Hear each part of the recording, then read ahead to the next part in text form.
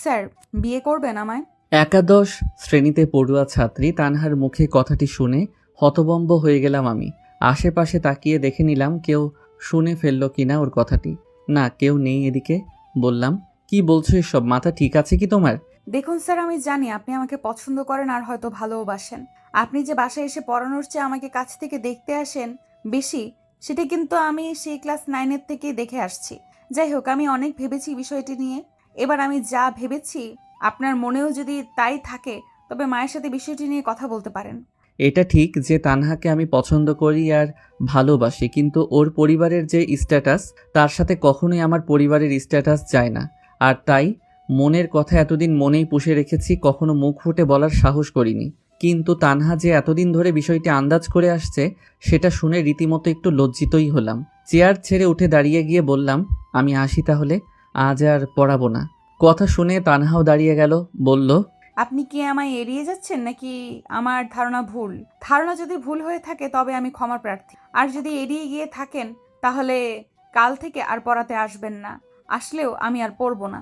কথাগুলো বলে তানহা রুম থেকে বেরিয়ে গেল। এমন পরিস্থিতিতে আগে কখনো পড়েনি রিয়াদ। কিং কর্তব্যবিমূঢ় হয়ে দাঁড়িয়ে থাকলো কিছুক্ষণ। মাথায় আসছিল না কি করা উচিত। অবশেষে ওদের বাসা থেকে বেরিয়ে এলো সে। তানহার বাবা ছিলেন একজন আমেরিকান প্রবাসী। ময়মনসিংহের শহরে তাদের 3টি বিশালাকার বিল্ডিং রয়েছে, যেগুলিতে আছে কয়েকশো দোকান। মাস শেষে লাখ লাখ টাকা ওরা ভাড়া ওঠে। শুধু দোকানই নয়, ফ্ল্যাট থেকেও আসে মোটা অঙ্কের ভাড়া। তানহার পড়াশোনার জন্য তার বাবাই প্রথমে একজন গৃহশিক্ষক ঠিক করেছিলেন। তখন তানহা ক্লাস 8-এ পড়তো। দুর্ভাগ্যবশত গত বছর প্রবাসে এক ভয়াবহ সড়ক দুর্ঘটনায় মারা যান তিনি। পড়াশোনার মান ভালো আর বিশ্বস্ত হওয়ায় তানহার জন্য আরও কোনো গৃহশিক্ষক খোঁজার প্রয়োজন বোধ করেননি তানহার মা। এভাবেই দীর্ঘ সময় ধরে রিয়াদ তানহার শিক্ষক হিসাবে দায়িত্ব পালন করে এসেছেন। রিয়াদের মনেও তানহার প্রতি ভালো লাগা জন্ম নিয়েছিল, কিন্তু মুখ ফুটে তা কখনোই বলতে পারেনি। ভয় ছিল, যদি তানহা ভুল বুঝে ফেলে কিংবা মায়ের কাছে সব বলে দেয় তাহলে তো বিপদে পড়বে সে। রিয়াদ সেদিন বাসায় শুয়েছিল একা, রুমমেট বাইরে গেছে। এমন সময় হঠাৎই তানহার মায়ের নাম্বার থেকে কল এলো। কিছুটা ঘাবড়ে গেল রিয়াদ। এর মধ্যে তানহা ওর মাকে সবকিছু বলে দেয়নি তো আবার? এসব ভাবতে ভাবতেই ফোনটা রিসিভ করলাম। রিয়াদ, আজ তুমি কি তাড়াতাড়ি চলে গিয়েছিলে নাকি? তানহার মা শুরু থেকে আমাকে তুমি করে বলতেন। বললাম, জি আন্টি, একটু তাড়াতাড়ি চলে এসেছিলাম আজ। কোনো দরকার কি? না, তেমন কিছু না অবশ্য। তোমার জন্য দুটো টি-শার্ট আর একটা পাঞ্জাবি এনেছিলাম, কিন্তু বাসায় এসে তোমায় পেলাম না। যাক, অসুবিধে নেই, কাল মনে করে নিয়ে যেও, কেমন? আচ্ছা আন্টি। ওপাশ থেকে লাইনটা কেটে গেল। স্বস্তির নিঃশ্বাস ফেলল রিয়াদ। গত 3 বছরে বহুবার এমন নানান উপহার দিয়েছে তানহার মা, এমনকি হাতে থাকা মোবাইলটিও তারই দেওয়া। ডাটা অন করতেই ফেসবুক খুলল রিয়াদ। হঠাৎই টিং টিং করে কয়েকটা মেসেজ চলে এলো। তানহা ছবি পাঠিয়েছে, তবে নিজের নয়, কাপড়ের ছবি। ছবির সাথে কিছু লেখা। আগামী পরশু এই পাঞ্জাবিটা পরে পড়াতে আসবেন। এটা খুব সুন্দর, এটা খুব পছন্দ হয়েছে আমার। আর আমি আশা করব আপনি কাল অবশ্যই আসবেন। কি, আসছেন তো? দেখো, আমি তোমায় পছন্দ করি আর ভালোবাসি, এটা যেমন সত্যি ঠিক তদ্রূপ এটাও সত্যি যে আমার প্রতি থাকা তোমার মায়ের আস্থা, ভরসা ও বিশ্বাসকে আমি আহত করতে পারবো না। কাজেই আসবো ঠিকই পড়ানোর জন্য, কিন্তু এই বিষয়টির ইতি এখানেই টেনে ফেলতে চাই আমি। তার মানে আপনি মাকে আমাদের বিষয়ে বলতে পারবেন না, তাই তো? হ্যাঁ, ঠিক তাই। বলতে পারবো না। আচ্ছা ঠিক আছে, বলতে হবে না, বাই। দিয়েই আবারও চ্যাট থেকে চলে গেল সে। রিয়াদও আর কোনো উত্তর দিল না। পরদিন যথাসময়ে তানহার বাসায় পৌঁছে গেল রিয়াদ পড়ানোর জন্য। তার উপস্থিতি টের পেয়েই তানহার মা রুম থেকে বেরিয়ে এলেন। রিয়াদ সামনে গিয়ে সালাম করলো তাকে। আসসালামু আলাইকুম। ওয়ালাইকুম আসসালাম। কেমন আছো রিয়াদ? আলহামদুলিল্লাহ, ভালো। আপনি? আলহামদুলিল্লাহ। লাঞ্চ করেছো? জি করেছি। আপনি? হ্যাঁ, করেছি। তুমি রিডিং রুমে যাও তাহলে, সালমাকে বলে দিচ্ছি চা দিতে। তানহা আসছে কিছুক্ষণের মধ্যে। আচ্ছা, ঠিক আছে। এরপর সে সোজা রিডিং রুমে চলে গেল। সেখানে চেয়ারে উঠে বসেছিল ছোট্ট নবাব তাইব মাহমুদ, তানহার ছোট ভাই। সদ্য KG-1-এ ভর্তি হয়েছে ও। আদর করে ছেলেটিকে রিয়াদ সবার সামনে নবাব বলেই ডাকে। তাকে দেখলেই চকলেটের জন্য পাগল হয়ে যায়। প্রতিদিনের মতো সেই দিনেও রিয়াদ তার জন্য চকলেট এনেছিল। তবে এই চকলেটগুলো কিনতে তার যে বেশ টাকাই খরচ হয়ে যায় সেটা তানহার মা ভালোভাবেই জানেন। হয়তো সেই কারণেই তিনি প্রতি মাসের 2-3 তারিখে পারিশ্রমিক দিয়ে দেন রিয়াদকে। পরিমাণটাও এমন যে 4-5টা টিউশনি করালেও একসাথে এত টাকা পাওয়াটা কঠিন।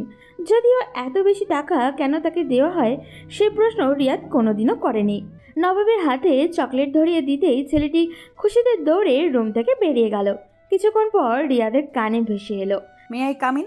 Yes, come in. চোখগুলো ফুলে আছে ওর। বুঝতে বাকি রইল না যে রাতে অঝরে বৃষ্টি ঝরেছে বহুক্ষণ। জিজ্ঞেস করলাম, জ্বর উঠেছে কি? কোনো জবাব দিল না ও। আবারও বললাম, তুমি কি ঠিক আছো? আবারও কোনো জবাব দিল না। পড়া বের করে বলে উঠল, নিন পড়ান।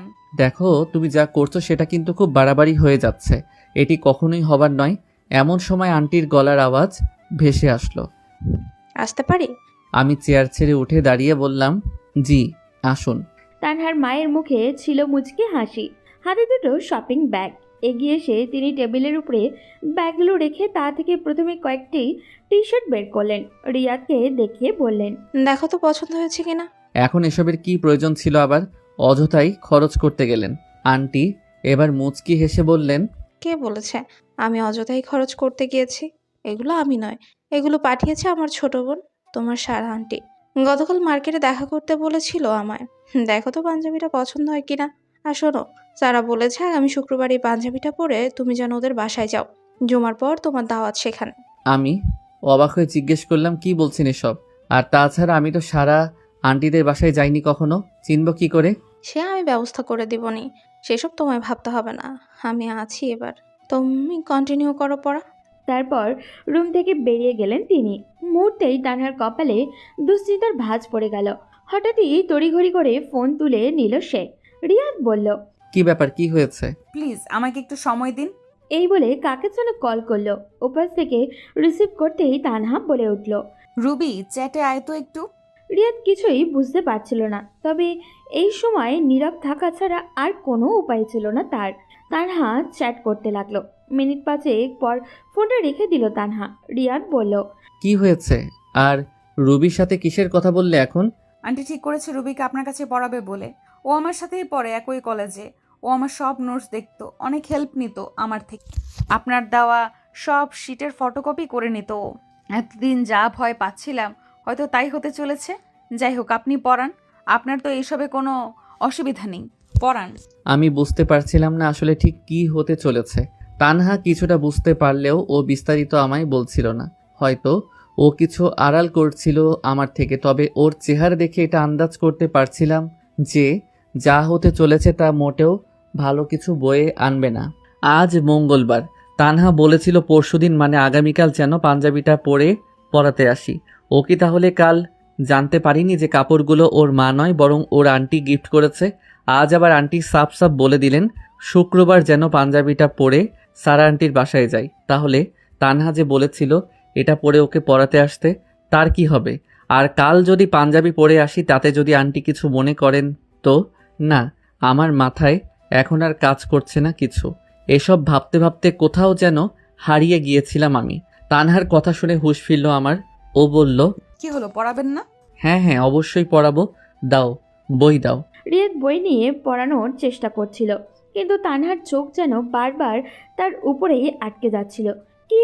কি হয়ে গেল এই দুদিনে বুঝে উঠতে পারছিল না রিয়াদ। এতদিনে সবকিছু তো ভালোভাবেই চলছিল, কিন্তু এখন আর ঠিকভাবে পড়তে পারছে না। আবার হুট করে পড়ানো ছেড়ে দেওয়াও যাচ্ছে না। এমনকি যদি ছাড়তেই হয় তবে আন্টিকে একটা যৌক্তিক কারণ জানাতে হবে। এমন সময় তানহা বলে উঠল, শুনুন, আমি যে আপনাকে বলেছিলাম পাঞ্জাবি পরে পড়াতে আসতে, সেটা কাল আসতে হবে না, বরং শনিবারেই আইসেন পাঞ্জাবি পরে। আর শুক্রবারে যান রুবিদের বাসায়। আগে গিয়ে দেখুন আন্টি কি বলেন। আর হ্যাঁ, রুবি একটি ছদ্মনাম দিয়ে ফেসবুক আইডি খুলে সেটা দিয়ে আপনার সাথে অ্যাড আছে, নাম দূর আকাশের চাঁদ। আপনার নিকনিক আবার চাঁদ কিনা। এবার বুঝতে পারছি সবই ওর প্ল্যান মতোই হচ্ছে। তানহা কথাগুলো বলছিল আর যেন রেগে মেগে একেবারে ফেটে পড়ছিল। রিয়াদ বলল, সবই ওর প্ল্যান মতোই হচ্ছে মানে? কিসের প্ল্যান? আর আমি যে মনে মনে এখন পাঞ্জাবির বিষয়টা নিয়ে ভাবছিলাম, সেটা তুমি টের পেলে কি করে? আপনাকে এত কিছু জানতে হবে না, পড়ান। চুপ করে থাকতে দেখে এবার একটু রাগান্বিত স্বরে তানহা বলল, শুনুন, মায়ের কাছে আমাদের বিয়ের কথা নিয়ে কিছুই বলতে হবে না আপনার। এতদিন যেভাবে আসতেন, সে যেটা করেন, পড়াতেন আবার চলে যেতেন, এখন থেকেও ঠিক সেই প্যাটার্নই ফলো করবেন। ভুলে যাওয়ার চেষ্টা করবেন আমি যে আপনাকে কোনো কিছু কোনোদিন বলেছিলাম। আর গতকালও আজকের বিষয়টির সব কিছুর জন্য আমি আপনার কাছে হাত জোর করে ক্ষমা চাইছি। ক্ষমা করুন আমায়। দয়া করে এবার আপনি স্বাভাবিক হন। ঠিক তখনই দরজার কড়াঘাত শোনা গেল। সাধারণত রিডিং রুমের দরজা সবসময় খোলাই থাকতো, কিন্তু নবাব ছাড়া আর কেউ কখনো বিনা অনুমতিতে প্রবেশ করতো না। রিয়াদ ফিরে দেখলো সালমা খালা হাতে ট্রে নিয়ে দাঁড়িয়ে আছেন। সে বলল, খালা, আসুন ভেতরে। তিনি ভেতরে আসতেই তানহা তাড়াতাড়ি উঠে গিয়ে তার হাত থেকে ট্রেটা নিয়ে নিল এবং বিনয়ের সাথে তাকে বিদায় জানালো। তিনি চলেও গেলেন। সালমা খালাকে রিয়াদ আসার পর থেকে এই বাড়িতে কাজ করতে দেখেছে, কিন্তু কখনো দেখেনি বাড়ির কারোর সাথে ওনার রক্ষ ভাষার কথা হয়েছে। তানহাদের পরিবারের এই দিকটা রিয়াদের কাছে সব সময়ই ভালো লাগে। অনেক সময় অর্থ বিত্তের দাপটে মানুষ অমানুষ হয়ে যায়, কিন্তু এই পরিবারের বিষয়টা একদমই ভিন্ন। চুপচাপ বসেছিল রিয়া। তানহা ট্রে থেকে একটি চায়ের কাপ তুলে তার সামনে আস্তে করে রেখে দিতে দিতে বলল, এই নিন চা, এটি পান করুন, দেখবেন মনটা ফুরফুরে হয়ে গেছে। সালমা খালার বানানো চা বলে কথা। আর শুনুন, আপনার একটা গ্রিন কালার পাঞ্জাবি ছিল না, সেটা কাল গায়ে দিয়ে আসবেন। এটা এমনিই বলতেছি, আসলে আমার ভালো লাগবে। আমি চায়ের কাপে চুমুক দিতে দিতে মাথা নেড়ে ওকে সায় দিলাম। হ্যাঁ, আসবো। রিয়াজ বুঝতে পারছিল তানহা টোটালি বিষয়টাকে স্বাভাবিক করে তোলার জন্য এত কথা বলছিল। তানহার দিক থেকে রিয়াদের প্রতি আকর্ষণ কোনো কমতি ছিল না, কিন্তু রিয়াদ নিজ বিষয়টাকে এখন নিছকই কল্পনা হিসাবেই দেখছিল, বাস্তব হিসাবে নয়। চা পান করতে করতে পড়ানো চলছিল। তানহা চেষ্টা করছিল পড়ায় মনোযোগী হতে, কিন্তু সেই প্রয়াস বারবারই ব্যর্থ হচ্ছিল। আচ্ছা, রুবিদের বাসায় কে কে আছেন? রিয়াদের মুখে এমন প্রশ্ন শুনে তানহা যেন আটকে উঠল। আন্টি, রুবির ছোট ভাই রায়ান ও ছোট বোন ঋতু। আর আঙ্কেলের কথা জানেনই হয়তো, তিনি তো গত বছর স্ট্রোক করে মারা গিয়েছিলেন। কিন্তু হঠাৎ এই প্রশ্ন কেন? চোখ বড় বড় করে তাকিয়ে প্রশ্ন করল সে। রিয়াদ মুচকি হেসে জবাব দিল, বারে, রুবিকে পড়াতে যাব আর ওদের বাসার সকলের সম্বন্ধে আইডিয়া নিয়ে যাব না, তা কি করে হয় বলো? তাই তোমার থেকে একটু ধারণা নিয়ে নিলাম। যাই হোক, রুবিকে তুমি আর কোনো শিট দিবা না, ওকে আমি অন্য স্টাইলে পড়াবো, এক্সট্রা কেয়ার করে। কথাগুলো শুনেই মুহূর্তের মধ্যেই তানহার চেহারা লাল টকটকে হয়ে উঠল। বসে থেকেই তার শরীরে কাঁপুনি শুরু হলো। এবার তানহা দাঁতের দাঁত কামড়ে বলল, কি বললেন আপনি? কথাগুলো আবার বলুন তো। রুবিকে আপনি এক্সট্রা কেয়ার করে পড়াবেন, অন্য স্টাইলে পড়াবেন? চাই বিষ দিয়ে আপনাকে মেরে ফেলবো আমি। আপনি শুধুই আমার, আর কারণ নয়। কথাগুলো একশেষে বলে রুমে থেকে বেরিয়ে গেল তানহা। রিয়াদের মনেও কৌতূহল জন্ম নিল তানহার ভেতরের কথাগুলো জানার। প্রতিটি মেয়ের ভিতরে যেমন কোমলতা আর সরলতা থাকে, ঠিক তেমনই থাকে এক ধরনের হিংস্রতা, যা আসলে ভালোবাসাকে আঁকলে রাখার জন্য কাজ করে। রিয়া চাইছিল তানহার সেই হিংস্রতার দিকটা দেখতে। না, এই হিংস্রতা কারোর ক্ষতি করে না, বরং ভালোবাসার মানুষকে আপন করে রাখে। রিডিং রুমের পাশেই ছিল তানহার বেডরুম। এতদিন পড়াতে এসে কখনো সেদিকে চোখ বুলায়নি রিয়াদ। উকিঝুঁকি দেওয়ার প্রশ্নই ওঠে না। অন্যের বেডরুমে অনুমতি ছাড়া প্রবেশ বা তাকানো শোভনীয় নয়, এই নীতি মেনে এসেছে সব সময়। তানহা ফোন ব্যবহার করছে ক্লাস 10-এর মাঝামাঝি সময় থেকে। এই পর্যন্ত হাতে গোনা কয়েকবার তার সঙ্গে ফোনে কথা হয়েছে, তাও কেবল পড়াশোনার প্রয়োজনীয় বিষয় নিয়ে। কিন্তু এবার ফোন হাতে নিল রিয়াদ ভিন্ন কারণে। রাজকুমারীর অভিমান ভাঙাতে হবে। বাস্তবতার যতই পার্থক্য থাকুক, পরিবারের স্ট্যাটাসে যতই বাধ্যবাধকতা থাকুক, রিয়াদের কাছে রাজকুমারী মানে তানহাই। এই কথাগুলো মনে মনে ভেবে নিয়ে হালকা হাসলো রিয়াদ। ফোন করলো তানহাকে, রিং হলেও রিসিভ করলো না। আবারও কল দিল।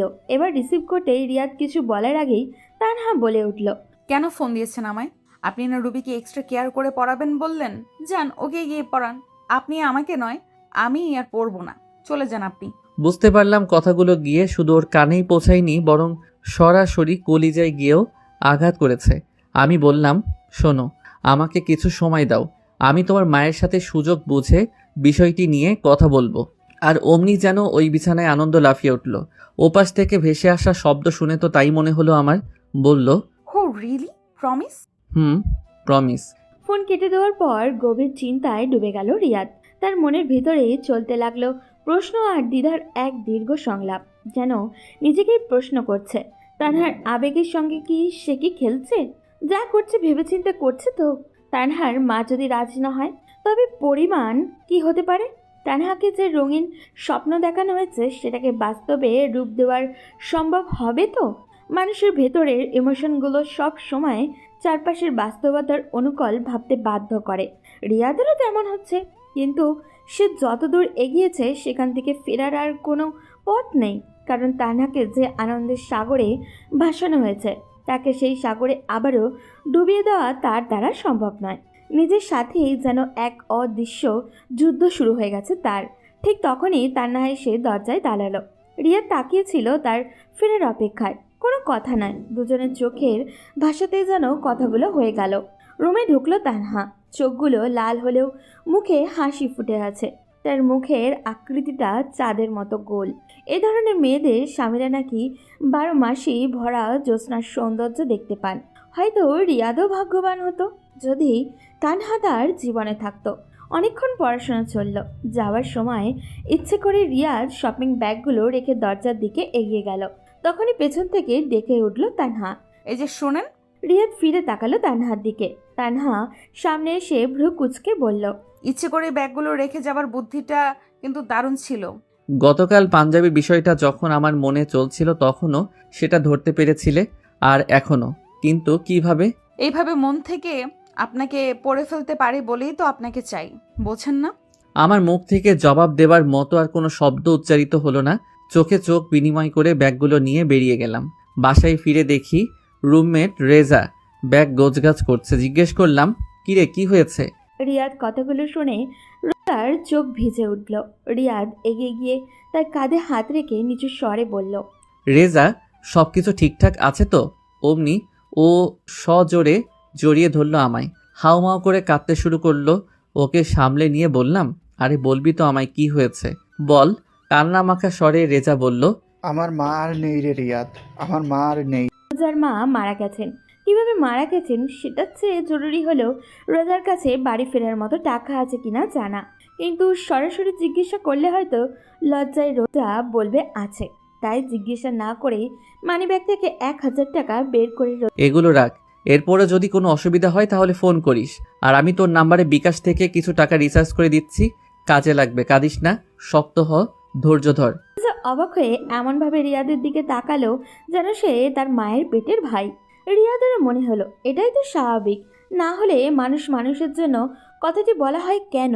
এরপর রোজাকে নিয়ে বাইরে বের হলো রিয়াদ। এক অটোরিকশা পাওয়া গেল। দুজন তাতে উঠল।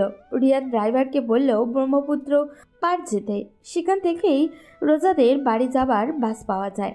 রিকশায় বসে রিয়াদ রোজাকে সাহস দিচ্ছিল, ধৈর্য ধরতে বলছিল। হঠাৎই তার পকেটে থাকা ফোনটা বেজে উঠল। স্ক্রিনে ভেসে উঠল অচেনা একটি নাম্বার। রিসিভ করতেই ওপাশ থেকে ভেসে এলো এক মেইলি কণ্ঠ। মিস্টার রিয়াদ বলছেন? ইয়েস, আপনি? আমি রুবি বলছি, তানহার খালাতো বোন। কেমন আছেন আপনি? ফর্মালিটি মেনটেন না করতে পারার জন্য sorry. I will call you later, bye. এই বলে ফোনটা কেটে দিলাম আমি।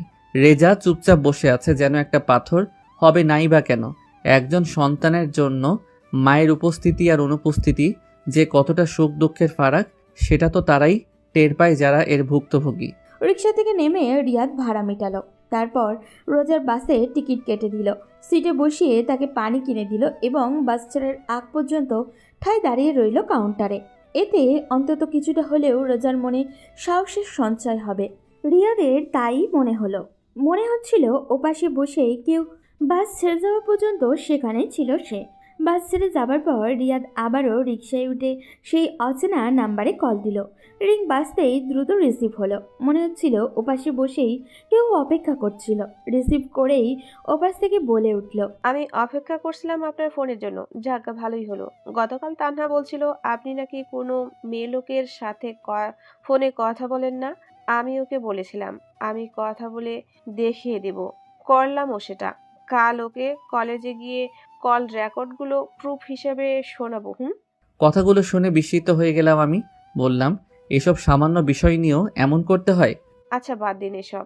শুক্রবারে আসছেন তো আমাদের বাসায়? আর হ্যাঁ, অবশ্যই পাঞ্জাবিটা পরে আসবেন। আমি এটি পছন্দ করেছিলাম ভিডিও কলে মা যখন মার্কেটে গিয়েছিল তখন। রিয়াদ বাকরুদ্ধ হয়ে গেল। রুবির কথা যত শুনছিল ততই অবাক হচ্ছিল ও। মনে মনে ভাবলো তানহা বলেছিল সবকিছু রুবিরই প্ল্যান অনুযায়ী চলছে। তাহলে কি এই ঘটনার প্ল্যানের অংশ? কিন্তু কেন? একটু নিচু স্বরে রুবিকে বলল, আচ্ছা, কাইন্ডলি বলবেন কি আমাকে নিয়ে আপনার মাথায় ঠিক কিসের প্ল্যান ঘুরপাক খাচ্ছে? এভাবে ফোনে বললে তো গোটা বিষয়টা সাদামাটা হয়ে যাবে। তাই এভাবে নয়, তার চেয়ে বরং আপনি আমাদের বাসায় আসুন, কদিন পরান, চেনা পরিচয় হোক, তারপর না হয় নিরিবিলি একদিন ছাদে দুজনে পায়চারি করতে করতেই সে বিষয়ে কথা বলে নেওয়া যাবে। তাছাড়া এত তাড়াহুড়া করার মতো তো কিছু দেখছি না আমি। আপনি কি বলেন? এতক্ষণে ওর প্ল্যানটা অনেকাংশেই আমার কাছে স্পষ্ট হয়ে গিয়েছে, তবে সেটা শতভাগ নয়। কৌশল অবলম্বন করলাম এবার। বললাম, তা শুক্রবারে রান্নাবান্না কে করতে চলেছে আমার জন্য? আমি তো আবার যার তার হাতে রান্না করা খাবার গিলতে পারি না। অমনি ওর গলার স্বর 100 থেকে 10.5 ভলিউমে নেমে এলো। শোনা যাচ্ছে, না মানে ইয়ে ইয়ে মানে রান্না করবে মানে ইয়ে আমি উই তো ও মানে রান্না কতটা ভালো পারি না, তাই রান্নার কাজটা করবে কাজের লোকই। খুব ভালো রান্না করেন ওই মহিলাটি, যিনি আমাদেরকে রেঁধে দিয়ে যান, সেই টেস্টি হয়। আমি এবার একটি দীর্ঘশ্বাস ফেলে বললাম, কি বলছেন এসব? আমি তো সপ্তাহের প্রায় 4 দিনই তানহাদের বাসায় লাঞ্চ করি। তানহার মা আমায় ফোন দিয়ে আগেই ডেকে নেন তাদের সাথে গিয়ে লাঞ্চ করতে। আর আমাকে যেদিনই খাওয়াতে চান সেদিনই তানহা অন্যান্য খাবারের পাশাপাশি নিজ হাতে আমার জন্য আমার সব ফেভারিট আইটেমগুলো রেঁধে রাখে। তানহার হাতের রান্নার কথা কি যে বলবো, আরে একেবারে লাজবাব। আসলেই ওই যে প্রবাদ আছে না, যে রাধে এসে চুলও বাঁধে, তানহা মেয়েটাও ঠিক তাই, একেবারে একটা অন্যরকম মেয়ে। বলতে গেলে এমন মেয়েই হয় না। কথাগুলো শোনার পর রিয়াদ মনে করলো যেন কোনো পোড়া গন্ধ নাকে লাগছে। না, তার ফোন পড়েনি। গন্ধটা ফোনের ওপাশে থাকা রুবির থেকে আসছে। রিয়াদ জানতেও রুবি এইসব শুনলে ঝড় তুলবে, আর সেটাই চেয়েছিল। এবার কোনো রকমে রুবি বলল, আচ্ছা ঠিক আছে, এবার তাহলে রাখছি। আচ্ছা, বাই। ততক্ষণে এসে বাসার সামনে পৌঁছে গেছে রিয়াদ। রিক্সা চালকের বয়স আনুমানিক 40-এর ওপরে হবে। ওনার ভাড়া যেখানে 20 টাকা সেখানে 20 টাকার নোটের ভাঁজে 5 টাকা বাড়িয়ে 25 টাকা করে দিল। 5 টাকা বেশি দেওয়ায় উনি 5 টাকা দিয়ে বললেন, নাও বাবা, 5 টাকা। হয়তো ভুলে দিয়ে দিয়েছো। রিয়াদ ওনার সততায় অবাকও হলো। ভেবেছিল হয়তো ভাঁজ না খুলেই পকেটে রেখে দিবেন, কিন্তু চালক তা করেননি। চালকের গলায় গামছা ঝুলছিল। রিয়াদ এগিয়ে গিয়ে সেই গামছা দিয়ে তার কপালের ঘাম মুছিয়ে দিল আর বলল, কিছু মনে করবেন না চাচা, আপনি কতদূর পর্যন্ত পড়াশোনা করেছেন? আমাদের সময় পড়ালেখা করার এত সুযোগ সুবিধা ছিল না বাবা, তাই করি নাই। চাচা, আপনাকে এই 5 টাকার নোটটি আমি ইচ্ছে করেই বেশি দিয়েছি, অথচ আপনি একজন নিরক্ষর সাধারণ রিক্সাওয়ালা হয়েও সততার সাথে তা আমায় ফিরিয়ে দিচ্ছেন। আর অন্যদিকে পড়াশোনা জানা এই দেশে এমন হাজারো শিক্ষিত মানুষরূপী জানোয়ার রয়েছে যারা কিনা তাদের কলমের খোঁচায় দেশটাকে লুটে পুটে খাচ্ছে। সত্যি, মানুষ ও প্রকৃত মানুষের মাঝে কতই না বিস্তর ফারাক। আচ্ছা, টাকাটা রাখুন আপনার কাছে। কথাগুলো বলে রিয়াদ চলেই যাচ্ছিল। ততক্ষণে চালক পেছন থেকে ডেকে উঠলেন। রিয়াদ ফিরে তাকালো। চালক একগাল হেসে বললেন, তানহা নামটা তো বাবা খুব সুন্দর। বালু টালু কি বাসো নাকি তারে? রিয়াদ হেসে দিল। তা দেখে উনি হেসে উঠলেন। তারপর রিক্সা আবার ক্রিং ক্রিং করে তার গন্তব্যে রওনা হলো। রাতে শোবার সময় ফেসবুকে ঢুকতেই রিয়াদের মনে পড়ল রুবি সেই ফেক আইডি, দূর আকাশের চাঁদ। সার্চ করে খুঁজে পেয়েই টাইমলাইন ও অ্যাবাউট ঘেটে দেখল, কিন্তু কাজে লাগার মতো কোনো তথ্য মেলেনি। ঠিক তখনই মেসেঞ্জারে টিং টিং করে মেসেজ এলো তানহার আইডি থেকে। লিখছে, আসসালামু আলাইকুম, কি করা হচ্ছে? ওয়ালাইকুম আসসালাম। শুয়ে শুয়ে ফেসবুকিং করা হচ্ছে। তুমি? সেম। খেয়েছেন রাতে? হ্যাঁ, খেয়েছি। তুমি? জি খেয়েছি। আচ্ছা। এরপর বেশ কয়েক মুহূর্ত কেটে গেলেও আমি কোনো মেসেজ দিলাম না। এবার ও লিখলো, কি ব্যাপার, কথা বলতে কি ভুলে গেছেন এত চুপচাপ যে? ঠিক তা নয়, কথা বলতে ভুলে যাব কেন, বরং কথা বলতে ভয় পাচ্ছি যদি কোনো ভুল ভ্রান্তি হয়ে যায়। কি বলছেন এইসব? আপনি ভয় পাচ্ছেন, তাও আবার আমাকে? এতে এত অবাক হওয়ার কি আছে? যাকগে, শুক্রবারে তুমি আমায় নিয়ে যাবে রবিদের বাসায়, ঠিক আছে? আপনার মাথায় এখনো রুবির কথা ঘুরছে? কাল আসুন আপনি, মেরে ফেলবো আপনাকে, বাই। রিপ্লাই দিয়ে মুহূর্তে চেয়ার থেকে উধাও হয়ে গেল ও। বুঝতে পারছি রুবির কথা ও একদম সহ্য করতে পারে না। হয়তো এমন কিছু তানহা জানে যে সেটা আমি জানি না, কিন্তু কি সেটা তো আমাকে জানতেই হবে। কি চলছে তানহা আর রুবির মধ্যে? এইসব ভাবতে ভাবতে রিয়াদ তানহার কাছে ফোন দিল, রিসিভ করলো না, তাই বারবার কল দিল। কিছুতেই সাড়া পেল না বলে কিছুটা উদ্বিগ্ন হয়ে পড়ল, কিন্তু সে অনবরত কল দিয়েই যাচ্ছে। প্রায় 5 মিনিটের পর তানহা কল রিসিভ করলো। রিয়াদ যেন হাঁপ ছেড়ে বাঁচল। ওপাশ থেকে মধুর কণ্ঠ ভেসে এলো। কি ব্যাপার, গলার পানি কি শুকিয়ে গিয়েছিল নাকি? জানেন না, একজন মেয়ে লোক কখনোই তার মনের মানুষের ভাগ অন্য কাউকে দিতে চায় না। এটা পারে না তারা। মনের মানুষকে একান্ত নিজের করে পেতে এরা তৃতীয় বিশ্বযুদ্ধ বাঁধিয়ে দিতেও পিছপা হবে না। আর কখনো যদি আমার সামনে ওর নাম আপনি মুখে নিয়েছেন তো দেখবেন আপনাকে কি করি আমি। ভাবছি কি সাংঘাতিক বিষয়। না, ওর সাথে কথা বলতে একটু সাবধানতা অবলম্বন করতে হবে, নয়তো কখন কি করে বসে কে জানে। বললাম, আচ্ছা মনে থাকবে। তা এখন কি ফোনেই কথা হবে নাকি চ্যাটে আসবা? অসুবিধে কিসের, একটু ফোনে কথা বলি। অসুবিধে নেই, তবে আমার ব্যালেন্স মনে হয় তেমন নেই, কেটে যাবে লাইন। ব্যালেন্স চেক করতে যাব এমন সময় ও কল দিয়ে দিল। রিসিভ করলাম। ও বলল, হ্যাঁ বলুন। এবার যথেষ্ট পরিমাণ ব্যালেন্স আছে আমার ফোনে।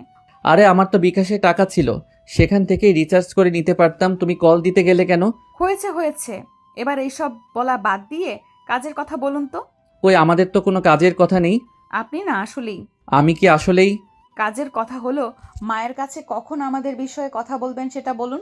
তা এখনো ঠিক করিনি। কমাস পরই আমার মাস্টার্সের ফাইনাল এক্সাম দেই, রেজাল্ট হোক, চাকরির বন্দোবস্ত হোক, তারপর দেখা যাবে। ও আচ্ছা, তা কি করবেন এখন? এই তো ফেসবুকিং করব আর অনলাইনের খবরাখবরে চোখ বুলাবো। তুমি?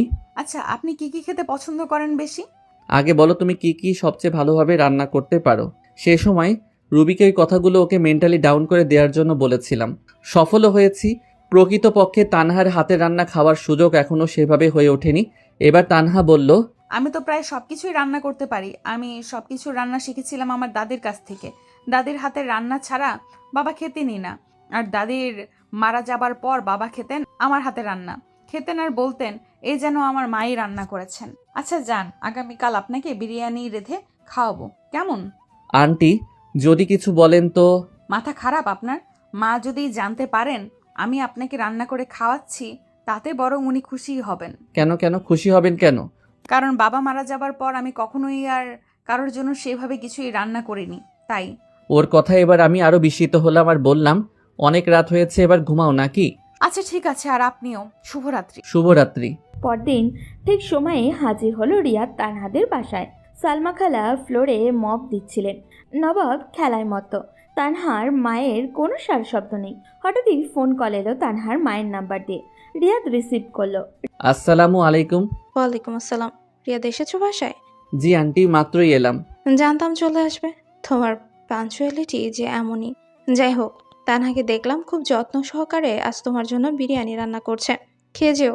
আমি একটা দোকানে বিউটি পার্লারের জন্য ভাড়া দেওয়ার বিষয়ে কথা বলতে এসেছি। এরপর তোমার স্যার আন্টির বাসায় যাব। ফিরতে দেরি হতে পারে। খেয়ে যেও, কেমন? আচ্ছা আন্টি, খেয়ে যাব। আমার কথা শোনার পর আন্টি কেটে দিলেন লাইনটা। বুঝতে আর বাকি রইল না যে তানহা কতটা যত্ন সহকারে রান্নাবান্না করেছে আজ। তবে ওকে কোথাও দেখতে না পেয়ে সালমা খালাকে জিজ্ঞেস করলাম, খালা তানহা কোথায়? মামুনি তো কিছুক্ষণ আগে এখানেই ছিল, দাঁড়ান দেখছি আমি। রিয়াদ এবার চলে গেল রিডিং রুমে। খেলায় মত্ত থাকলেও এতক্ষণ না আসলেও এখন ঠিকই চলে এসেছে নবাব সাহেব। ওকে চকলেট দিয়ে গাল ধরে টান দিল সে। মনে মনে বলল, যাও শালাবাবু, খেলতে যাও। চকলেট হাতে নিয়ে নবাব চলে গেল। রিয়াদ তখন অপেক্ষা করতে লাগলো তানহার জন্য। সময় পেরোতে থাকায় টেবিলের ওপরে রাখা ডায়েরিটা হাতে নিল সে। একবার মনে হলো খুলে পড়বে, আবার মনে হলো এটা ঠিক হবে না। শেষ পর্যন্ত রেখে দিল আবার। কিছুক্ষণের মধ্যেই পায়ের শব্দ ভেসে এলো। ঘরের ভেতরে সবাই স্যান্ডেল পরে চলাচল করে। রিয়াদের জন্য আলাদা স্যান্ডেল রাখা থাকে মূল ফটকে। দরজার দিকে তাকাতেই দেখা গেল গ্রিন রঙের জামা পরে দাঁড়িয়ে আছে তানহা। মাথায় ওড়না, চোখে কাজল, কোনো বাড়তি সাজসজ্জা নেই। রিয়াদ এক দৃষ্টিতে তাকিয়ে রইল। সেও চুপচাপ দাঁড়িয়ে থাকলো। কয়েক মুহূর্ত পার পর তানহা নরম কণ্ঠে বলল, ভেতরে আসবো কি? আমি যেন থমকে গেলাম। আমতা আমতা করে বললাম, হ্যাঁ এসো। ও বইপত্র গোছগাছ করছে এমন সময় মনে মনে নিজেকেই নিজে বললাম, কি রে রিয়াদ, এরকম সিম্পল সাজে ওকে দেখে কাত হয়ে গেলি, কখনো যদি গর্জিয়াস সাজে দেখিস তখন কি হবে? হেসে নিজেকে নিজেই বললাম, আরে না, বিয়ের পর তো দুজন দুজনারই, তখন আর গর্জিয়াস সাজে সাজলেও কোনো অসুবিধা হবে না। কথাগুলো নিজের সাথে নিজে মনে মনে বললেও হাসিটা ঠিকই মুখ ফুটে উঠেছিল না, আমার খেয়ালে ছিল না।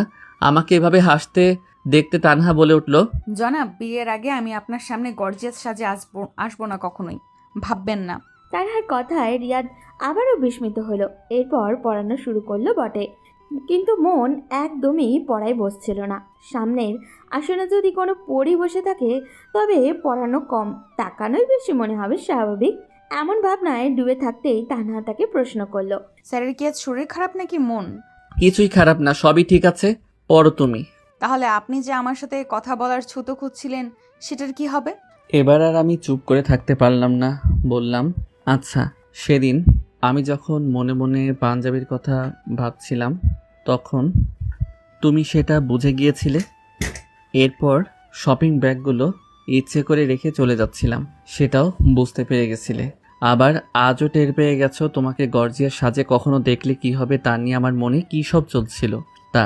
কিন্তু এত কিছু কি করে বুঝতে পারো তুমি? এবার তানহা বলতে লাগলো, দেখুন, আমি এই সবগুলো বিষয়কে কোইন্সিডেন্স বা কাকতালীয় বলতে রাজি নই।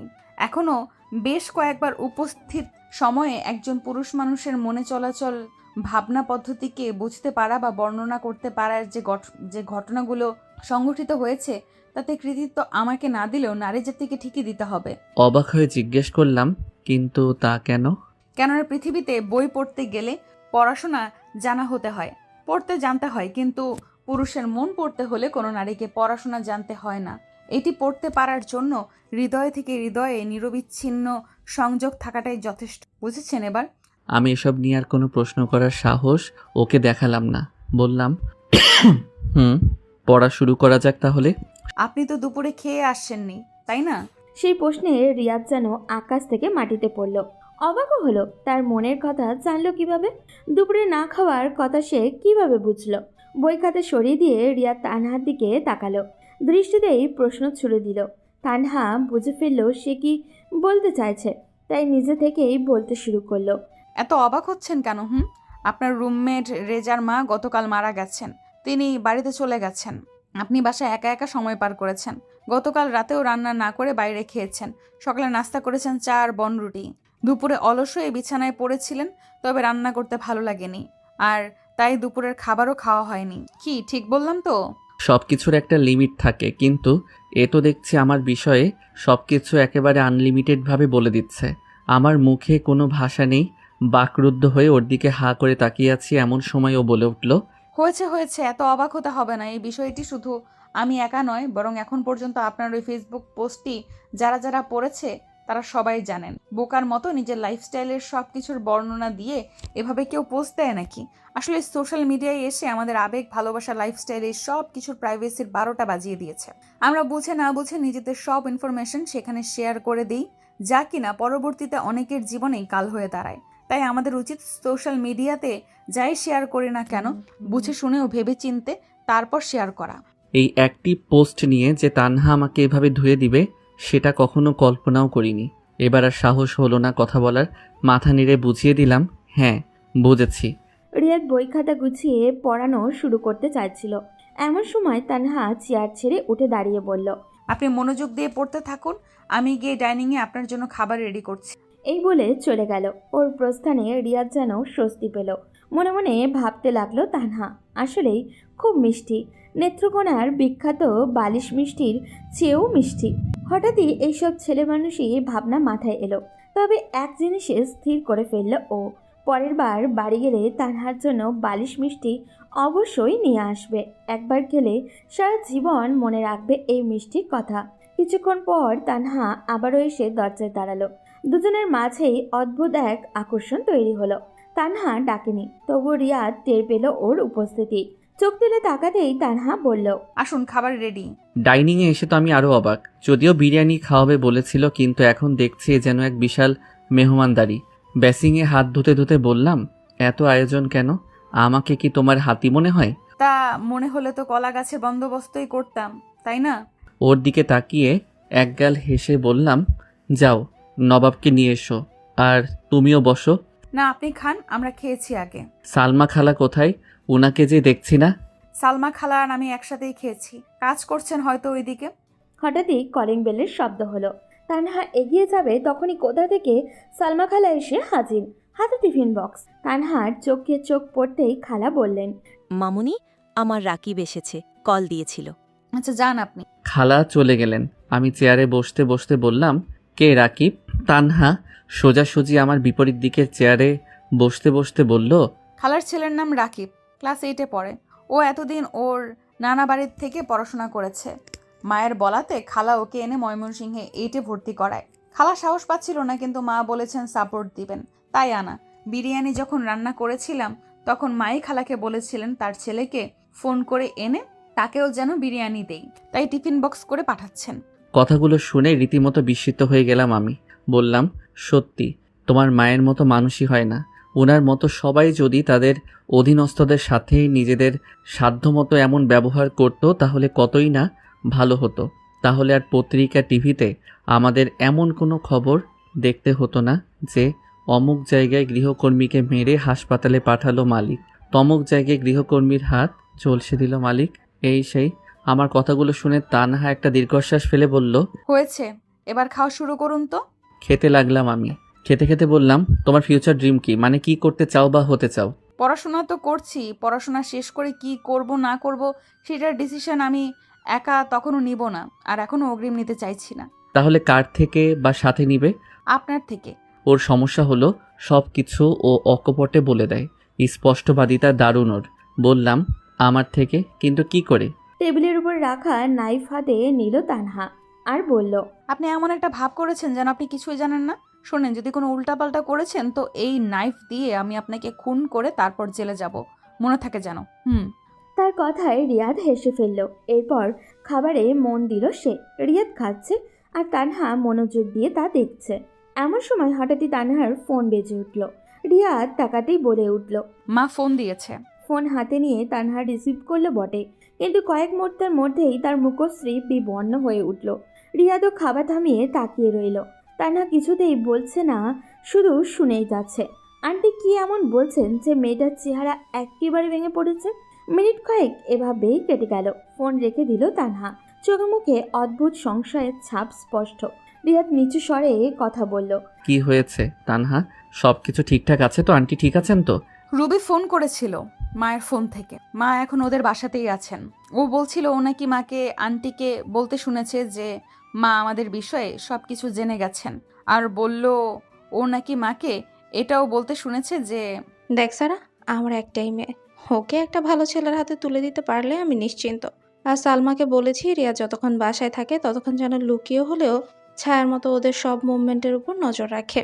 ওরা কি বলে না বলে সবকিছুই যেন জেনে আমাকে জানায়। বুঝলি সারা, মেয়েটাকে নিয়ে বড্ড টেনশন হয় আমার। রিয়াদের গলা দিয়ে আর খাবার নামলো না। উঠে গিয়ে হাত ধুয়ে নিল। খেয়াল করলো এমন সময় সালমা খালা কোথাও নেই আশেপাশে। তানহার দিকে তাকিয়ে রিয়াদ শান্ত স্বরে বলল, আমি রিডিং রুমে যাচ্ছি, তুমি এসো। তারপর সে চলে গেল রিডিং রুমে। বসে অপেক্ষা করতে লাগলো। মনে মনে ভাবতে লাগলো নানান কিছু।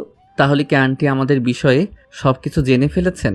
আমরা যে নিজেদের মধ্যে এত এত কথা বলেছি সব জেনে ফেলেছেন উনি? যদি তাই হয় তাহলে আমি কি করে ওনার সামনে গিয়ে দাঁড়াবো?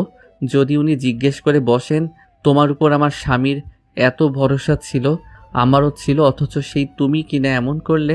কথাগুলো ভাবতে ভাবতে নিজেকেই নিজে প্রশ্ন করলাম, রিয়াদ, যদি এমনটি হয় তাহলে তখন তুই কি উত্তর দিবি বল? কোনো সদুত্তর আছে কি তোর কাছে? কিছুক্ষণ পর তানহা এলো। উপস্থিতি টের পেয়েই রিয়াদ তাকালো। দ্রুত চোখ ফিরিয়ে নিল ও। ওর মুখের দিকে তাকানোই যাচ্ছিল না। প্রচণ্ড কান্নাকাটি করেছে।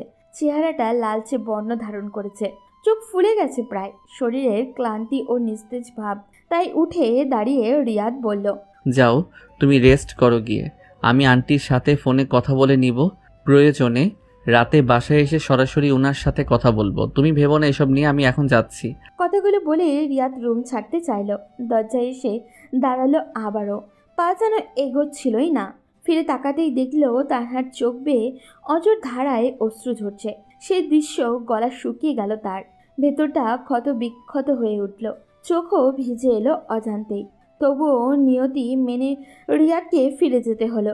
বুক ভরা দীর্ঘশ্বাস নিয়েই বাড়ি ফিরল সে। রাতের অন্ধকারে একা শুয়ে আছে রিয়াদ। আলো আর ভালো লাগছে না ওর, শুধু ভাবছে তানহার মায়ের সামনে গিয়ে কিভাবে দাঁড়াবে সে। হঠাৎই টেবিলের উপরে রাখা ফোনটা বেজে উঠল। আটকে উঠল রিয়াদ। মনে হলো তানহার মাই হয়তো কল করেছেন। ফোন হাতে নিয়েই বুঝলো যা ভেবেছিল ঠিক তাই। সত্যি আন্টি ফোন দিয়েছেন। সে তড়িঘড়ি করে রিসিভ করলো, সালামও দিল। আসসালামু আলাইকুম আন্টি। ওয়ালাইকুম আসসালাম রিয়াদ, কোথায় আছো তুমি এখন? আমি বাসায় আছি এখন। কেন? আজ আমাদের সাথে ডিনার করতে পারবে? মানে যদি তোমার কোনো ব্যস্ততা না থাকলে তাহলে আর কি। আচ্ছা আন্টি, অসুবিধা নেই, আমি আসবো। খুশি হলাম বাবা, 9টার মধ্যে আসলেই হবে। আচ্ছা আন্টি। ফোনটা কেটে দিলেন আন্টি। তার কথাবার্তার কোনো পরিবর্তন বোঝা গেল না, অথচ এর আগে কখনো তিনি ফোন করে ডিনারের জন্য ডাকেননি। রিয়াদ ভেবে চলল, এর মানে কি আন্টি সারা আন্টির সঙ্গে কথা বলে কোনো সিদ্ধান্তে পৌঁছেছেন? যদি তাই হয় তবে সেটা কিসের সিদ্ধান্ত? প্রশ্নগুলোর কোনো উত্তর মিলছিল না। দুশ্চিন্তা গ্রাস করতে লাগলো তাকে। শরীর ঘামে ভিজে যাচ্ছিল। মাথা ঠান্ডা করতে গোসলের সিদ্ধান্ত নিল রিয়াদ। এতে শরীরও ফ্রেশ হবে, মনও হালকা হবে। এই ভেবে দ্রুত গোসল সেরে নিল। এদিকে সময়ও ফুরিয়ে আসছিল। আন্টির নির্দেশ মতো রাত 9টার আগেই পৌঁছাতে হবে। তাই রেডি হয়ে রওনা দিল তানহার বাসার উদ্দেশ্যে। সদর দরজার সামনে এসে দাঁড়ালো রিয়াদ। ঘড়ির কাঁটা তখন 8:40। কলিং বেল বাজলো সে। একবার, দুইবার, তিনবার। এরপর অপেক্ষা করতে লাগলো। অনেকেই বেল বাজাতে গিয়ে যেন পেছনে সিংহ তাড়া করেছে। এইভাবে বিরতিহীনভাবে সুইচ চাপতেই থাকে। কিছুক্ষণ অপেক্ষা করুন, ভেতরের মানুষগুলোকে তড়িঘড়ি ফেলে দিবেন না। কিছুক্ষণ পর দরজা খুলল তানহা। তবে এ যেন দিনের বেলায় সেই তানহা নয়। এবার ওর মুখে উজ্জ্বল হাসি, চরমনে ভাব, আর হাসিতেও রহস্যের আভাস মিশে আছে। ভেতরে ডাকলো রিয়াদকে। ঢুকতেই তানহা দরজা বন্ধ করে ডাইনিং রুমের দিকে চলে গেল। ঘরের ভিতরের পরিবেশ ভিন্ন লাগলো রিয়াদের কাছে।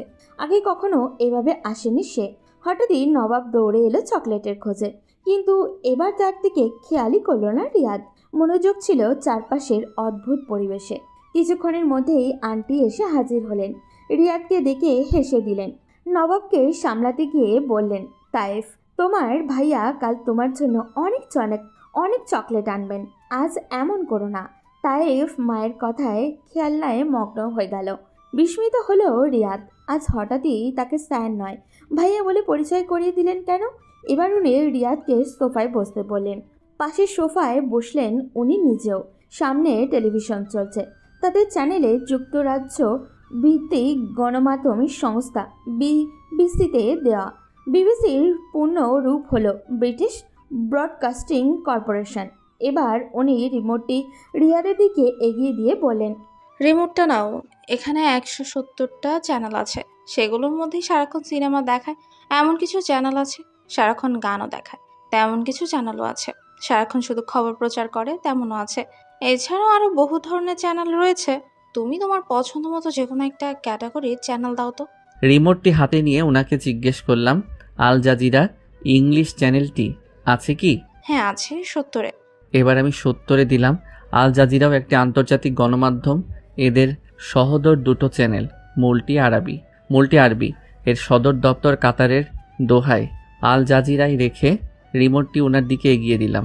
আমার এমন কাজে তিনি মুচকি হাসলেন। বুঝতে পারলাম আমার কী ধরনের চ্যানেলে রুচি, সেটাই যাচাই করলেন। এবার বললেন, রিয়াদ চলো এবার মূল কথায় আসা যাক। জি আন্টি বলুন। দেখো রিয়াদ, আমাদের বাসায় আসা যাওয়া হয় তোমার প্রায় 4 বছর হতে চলল। তুমি এটা জেনে হয়তো অবাক হবে যে তোমাকে তানহা শিক্ষক হিসেবে আনাটা ছিল আমার মতের বিরুদ্ধে। বলতে মানে আমি তানহা টিউশন ফির পেছনে মাসিক 15-20 হাজার টাকাও খরচ করতে রাজি ছিলাম। আর তাই দুজন স্পেশাল টিচারের সাথেও আলাপ করেছিলাম। ঠিক তখনই তোমার আঙ্কেল দেশে আসেন এবং কিভাবে যেন তোমায় নিয়ে আসেন। এ নিয়ে তোমার আঙ্কেলের সাথে আমার বেশ মনোমালিন্য হয়। আর তাই তোমার পেছনে আমি গোয়েন্দা লাগিয়ে দিই। সে কাজটি করে তোমাদের সালমা খালা, তাকেই ছায়ার মতো তোমাদের উপর নজর রাখতে বলি। কিন্তু তার দেয়া ইনফরমেশন ও আমার পর্যবেক্ষণ সব মিলিয়ে একটা সময় পর আমি নিজের কাছেই হেরে যাই নিজে। এটা মেনে নিতে বাধ্য হই যে আমার নয়, বরং তোমার আঙ্কেলের সিদ্ধান্তই সঠিক ছিল। কথাগুলো বলে তিনি থেমে গেলেন। রিয়াদ ওনার দিকে চেয়ে রইল। উনি রিয়াদের মায়েরই মতো, আর কারোর সাথে কথা বলার ক্ষেত্রে চোখে চোখ রেখে কথা বলাই খুবই তাৎপর্যপূর্ণ বিষয়। এই ইন্টারভিউয়ের ক্ষেত্রেও বেশ কার্যকর। চলো ডিনার করে নিই, পরে আলাপ করব। আপনার যেমন মর্জি। ডাইনিংয়ে সবাই আজ একসাথে, আন্টি, তানহা ও নবাব, সাথে আমিও। এত কিছুর পরও আমার মন থেকে দুশ্চিন্তার কালো মেঘ মুহূর্তের জন্যেও সরেনি। খাবারের সময় কোনো কথোপকথন হলো না। খাবার শেষ হতেই হাত ধুয়ে দাঁড়াতেই আন্টি বললেন, তুমি গিয়ে বসো, আমি আসছি। আমি চলে আসলাম। ভাবছি এতক্ষণ আন্টি যা যা বললেন তা তো ঠিকই আছে, কিন্তু পরে আর কি কি অপেক্ষা করছে কে জানে। কিছুক্ষণ পর আন্টি আসলেন। ওনার উপস্থিতি টের পেয়ে আমি বসা থেকে উঠে দাঁড়িয়ে যাই। আমাকে বসতে বলে তিনিও বসলেন। আবারও বলতে শুরু করেন, এরপর তোমার সম্বন্ধে সবসময় আমার কাছে পজিটিভ ইনফরমেশনই এসেছে, কিন্তু সেদিন একটা খারাপ বিষয় সামনে চলে আসে, রুবির বিষয়টা। আমি সেদিন ছাদে তানহাকে রুবির সাথে কথা বলতে শুনে ফেলি। মেয়েটাকে আমার বেশ চিন্তিত আর হতাশাগ্রস্ত দেখাচ্ছিল। আমি ঠিক করি এর পুরো কারণটা জানবো, আর তাই একটা প্ল্যানও বানাই। সে মতো রুবিদের বাসায়ও যাই, এবং ততক্ষণ ওদের বাসায় অবস্থানও করি যতক্ষণ তুমি আমাদের বাসায় থাকো। রুবি আমার পাতা ফাঁদে পাও দেয়। ওর ফোনে টাকা নেই, সে অজুহাতেও আমার ফোন নেয় তানহার সাথে কথা বলতে। আমি আগে থেকেই ফোনে অটো কল রেকর্ডটা অন করে রেখেছিলাম। ঘুঘু এবার ফাঁদে আটকাই পড়ে। তোমাকে জড়িয়ে আমার মেয়েকে নিয়ে বলা ওর সব কথাই রেকর্ড হয়ে যায় ওই কলে। রেকর্ড হয় সারাও আমাকে নিয়ে বলা কথাগুলো। আমি ফেরার সময় হেডফোন দিয়ে এগুলোই শুনতে শুনতে এলাম। আমার বোনটা জানেও না তার মেয়ে কতটা নিচে নেমে গেছে, কিন্তু আমি কোনো ভুল পদক্ষেপ নিতে পারবো না আমার মেয়ের জীবন নিয়ে। তুমি চাইলে আমার মেয়ের ইমোশনকে আশকারা দিয়ে যা খুশি তাই করতে পারতে, কিন্তু তুমি ওর ইমোশনের কোনো ভুল ফায়দা তোলোনি।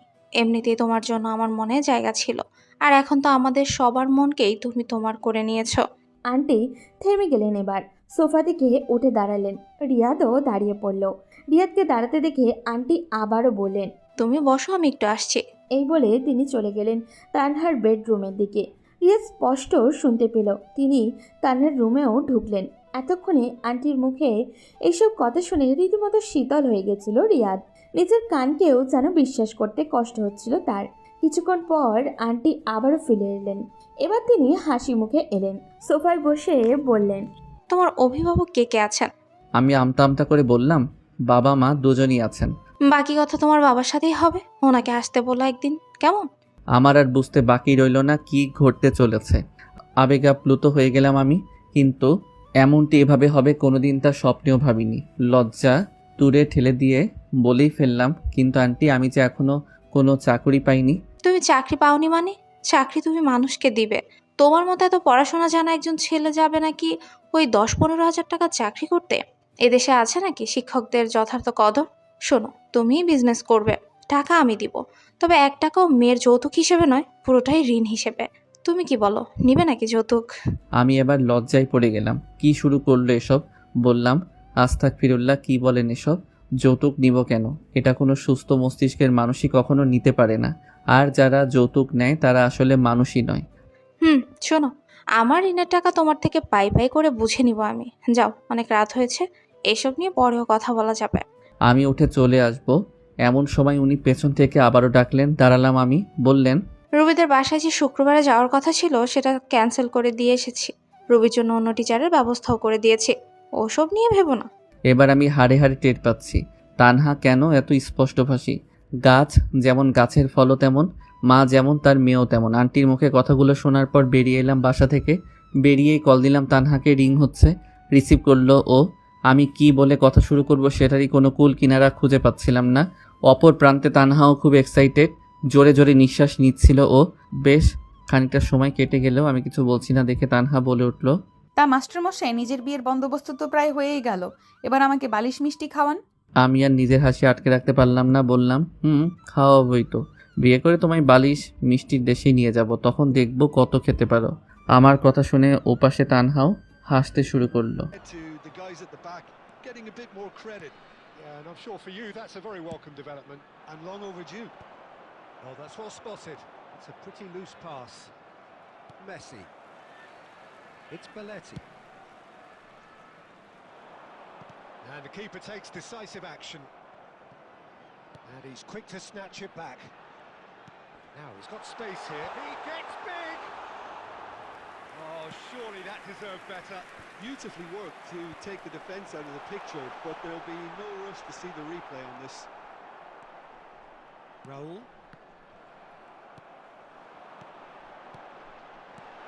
Oh, it's a great ball here. And here's Messi. That's just playing it safe and simple. And it's Messi.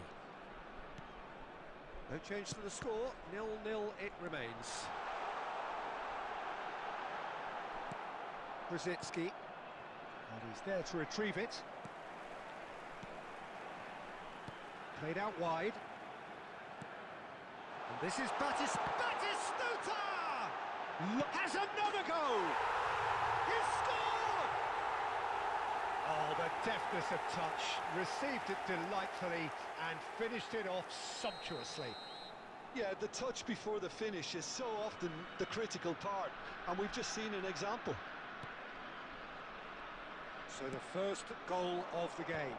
Yeah, but I think they all know too well that things are far from done here. He's had a shot!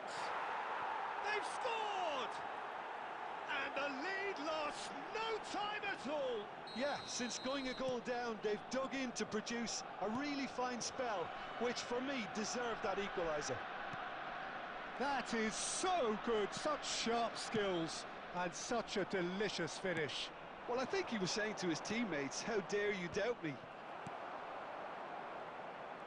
Arsenal grab the equaliser and we're all square. Well, there's resilience for you, Peter. As a side, they never lost focus despite the setback, and this is thoroughly merited. For me, now they can go one better, possibly. Well played, that has snuffed out the danger. Now it's Forlan.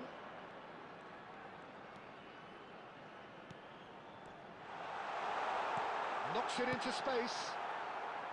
A reprieve, albeit perhaps momentary.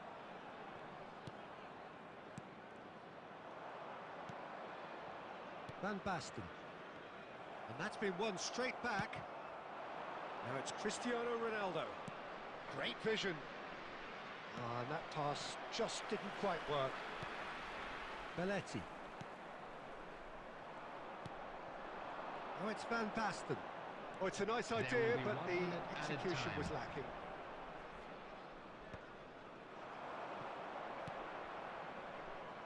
Not the most accurate pass. And the whistle goes for half-time. Well, the glass is either half full or half empty. Neither side yet truly to impose themselves, and it's level pegging at half-time. That's a really interesting game, and they head in at half-time at 1-1. To join me in wishing our birthday boy a very special birthday.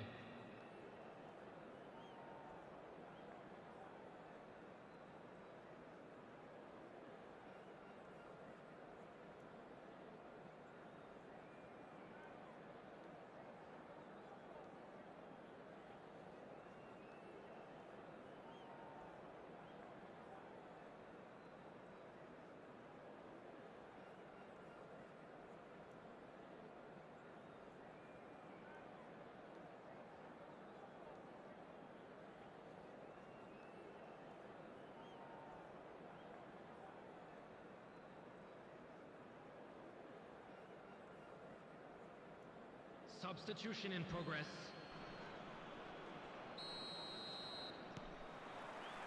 Arsenal get the second half going.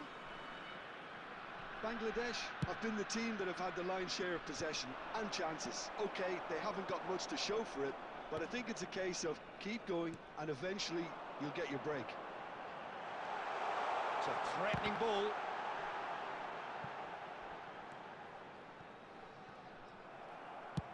That's an imaginative pass. Neatly clipped into space. Shapes to shoot!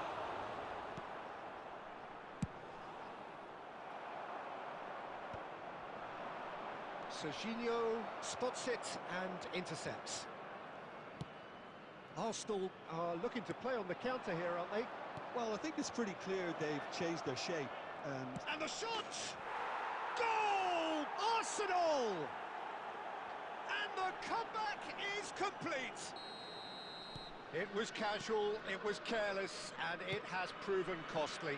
Bangladesh really were asking for trouble there by failing to cope with a formidable press. So we have a breakthrough. Now how will things develop from here? Just the goalkeeper to beat. Great chance! Sticks it away! A 2-goal lead and they're firmly in control. And that really is so impressive. Oh, that's wonderful to see. The run was explosive, the finish exquisite. Arsenal take a 2-goal lead and are looking good for the win. To be expected, Peter. They've gone and stepped it up, something they've been threatening to do and will continue to do by the looks of it. Oh, that's a key interception. Well, the run has been sold a little bit short there. Well, I think the opposition saw that pass coming a mile off, and it wasn't the best decision.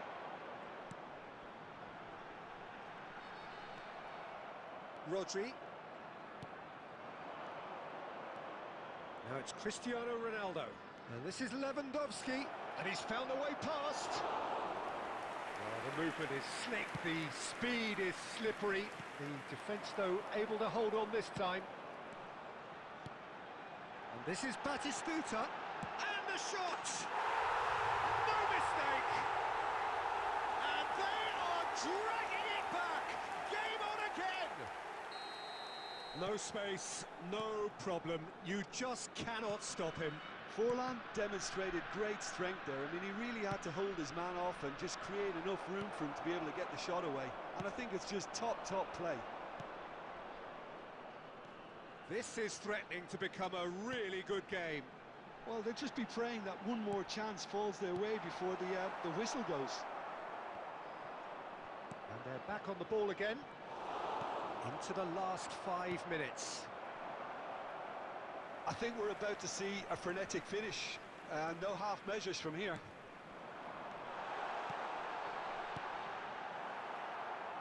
He can get that clear.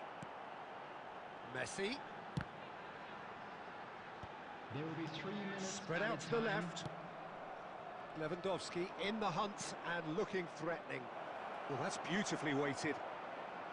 And Del Piero! Cristiano Ronaldo! The whistle has gone and it is all over. Well, what a game. Unpredictable to the very end, momentum shifting this way and that. The kind of match